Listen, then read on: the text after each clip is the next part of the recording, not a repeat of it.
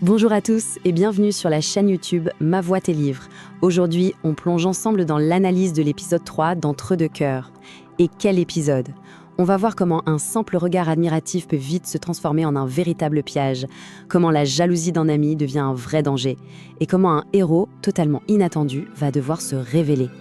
Préparez-vous parce qu'un personnage est sur le point de franchir une ligne rouge, et ça va tout changer. Alors, mettons-nous à l'aise. C'est vraiment un épisode charnière, celui qui va redéfinir toutes les relations. Et bien sûr, pour ne rien manquer de la suite de ce drame, le mieux, c'est de s'abonner dès maintenant. Allez, on commence. Le premier acte se joue dans la salle de cours de littérature. Normalement, un lieu de savoir, de tranquillité, mais ici, ça va devenir le théâtre d'un jeu psychologique vraiment dangereux et malsain. Et au cœur de cette tempête qui se prépare, on a 4 personnages clés. Il y a Awa, l'étudiante brillante, qui, sans le vouloir, attire toutes les attentions. Umar, le nouveau, dont l'instinct protecteur est déjà en éveil. Moussa, l'ami d'enfance, complètement rongé de l'intérieur par la jalousie. Et enfin, le professeur Diallo, l'homme de pouvoir, élégant, mais dont l'élégance cache une facette bien plus sombre, celle d'un prédateur. La scène s'ouvre, et là, tout se joue dans le silence, dans les regards. Entre Awa et Omar, on sent cette petite étincelle, cette complicité qui naît. Mais ce lien, tout neuf, n'échappe pas à Moussa. Lui, il est à l'arrière, il observe, les poings serrés, il est consumé par une rage silencieuse. La tension, elle est palpable. Et c'est là, pile à ce moment, que le professeur Diallo commence sa manœuvre. Il n'est pas en train d'enseigner, non, il isole. En mettant Awa sur un piédestal comme ça, avec des compliments à non plus finir, il ne la valorise pas. Au contraire, il la sépare du reste du groupe. C'est une tactique de prédateur, ultra classique. Et le malaise qu'il crée, il est totalement intentionnel. Umar, lui, le sent tout de suite. Ce malaise, il se transforme en véritable alarme quand Diallo distribue les livres. Pour tout le monde, c'est le même ouvrage.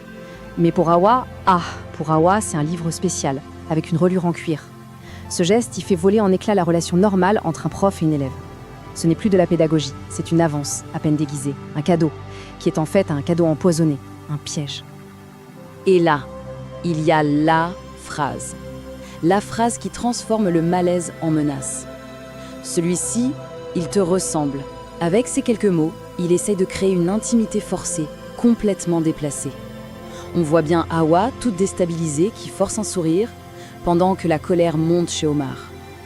C'est fait. Le prédateur a marqué sa cible. Le piège est en train de se refermer. Toute cette tension accumulée en classe, évidemment, elle ne pouvait pas rester enfermée. Elle explose, elle déborde, dans la cour de l'école. Et maintenant, les cœurs vont vraiment s'enflammer. Umar, fidèle à son instinct, il ne perd pas une seconde. Il va directement voir Awa. Il a tout vu, il a senti que quelque chose clochait. Sa question est toute simple, mais la réponse d'Awa, elle est déchirante. Je n'ose rien dire. Voilà, elle est piégée. Piégée par la peur, par la pression. D'un côté, on a le protecteur, inquiet, et de l'autre, une victime qui se sent déjà complètement impuissante. Mais ce moment, cette petite bulle de confidence, elle est brisée nette. De loin, Moussa a tout vu. Et dans sa tête, cette scène d'intimité entre Awa et Umar, c'est juste une trahison. C'est insupportable. La jalousie qui le rongeait en silence, elle explose, en plein jour. La confrontation est immédiate et elle est violente. Moussa, il désigne Umar comme l'ennemi public numéro 1. Et c'est là toute l'ironie tragique de cette scène en fait. Il est tellement aveuglé par sa jalousie qu'il s'attaque au seul vrai protecteur d'Awa, tout en ignorant complètement le vrai danger, le prédateur. Awa, prise entre ces deux feux, elle s'enfuit, plus seule, plus vulnérable que jamais. Et on arrive maintenant au moment le plus sombre de l'épisode. Awa, qui pense être tranquille, retourne dans la salle de classe. L'atmosphère, elle est lourde, pesante, presque menaçante. Elle ne le sait pas encore, mais elle marche droit dans la gueule du loup. Il faut se représenter la scène. La salle de classe est vide, complètement silencieuse. Et puis, une voix brise ce calme. C'est celle du professeur Diallo. Et ces mots, ils sont glaçants. Ah, Awa, je t'attendais presque. Rien, absolument rien n'a été laissé au hasard. Tout était calculé. Le prédateur attendait patiemment sa proie. L'escalade est rapide, terrifiante. Ça se déroule en 4 temps, presque comme un film d'horreur. Premier temps, l'approche. Il s'avance, il envahit son espace personnel. Deuxième temps, la manipulation. Il se présente comme l'homme mature qu'elle mérite.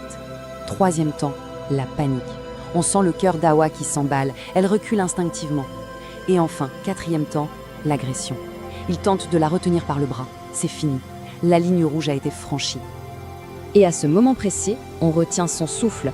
Awa est seule, complètement seule, piégée. Tout semble perdu. La question reste suspendue dans l'air. Qui peut l'aider maintenant? Qui va la sauver? Et la réponse, elle arrive. Comme un immense soulagement. Un sauveur inattendu fait son entrée. Et son regard va absolument tout changer. D'un coup, la porte s'ouvre brusquement. C'est Umar. On le voit essoufflé, comme s'il avait couru, guidé par son instinct, par une intuition. Sa simple présence dans l'encadrement de la porte suffit à briser le piège. Et sa voix, elle est calme, mais d'une fermeté qui met un point final à l'agression.